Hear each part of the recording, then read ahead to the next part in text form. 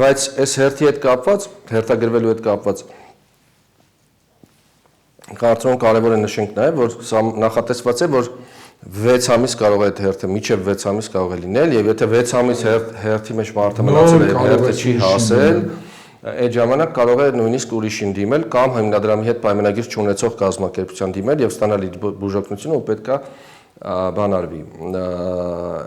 այս մարդը հատուցում ստանա, այս կապակցությամբ ես մինչ մեր այս զրույցը փորձեցի խոսել մի քանի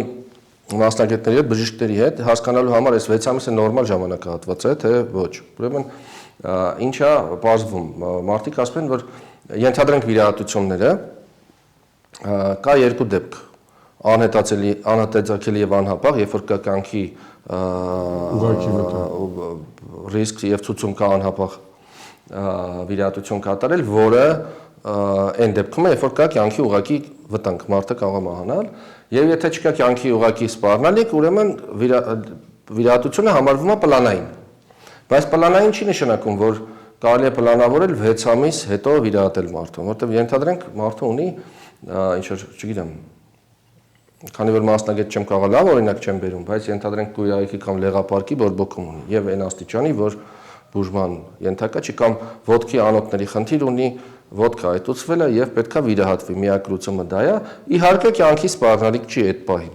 Մարդիկ ասում են, բժիշկներն ասում են, որ բայց դա չի նշանակում, որ կարելի է 6 ամիս հետո պլանավորել եւ ողջամիտ ժամկետը դա 3-ից առավելագույնը 6 շաբաթը կարող է լինել, որտեղ բացի ամեն ինչից մարդու առողջական վիճակում տեղի են ունենում փոփոխություններ, որոնց մի մասը կարող է կամ վիճակը ծանրացնել կամ անդառնալի լինել։ Բայց փաստորեն մենք օրենքով նախատեսել ենք, որ մարդը մինչև 6 ամիս կարող է հերթում սպասի, մինչև իրեն կվիրահատեն։ Եվ ենթադրում, եթե գրել ենք 6 ամիս, ուրեմն ունենք ինչ-որ հաշվարկներ եւ ենթադրում ենք, որ դա 6 ամիս է։ Երևի 6 ամիս կլինի, հակառակ դեպքում գրենք 3 ամիս, օրինակ,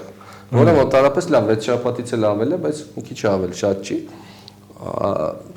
Երևի թե էս է դա։ Այդ ծավալները կմեծանան, հետեւաբար այդ 6 ամիսը հաշվել են երևի, որ 6 ամիսը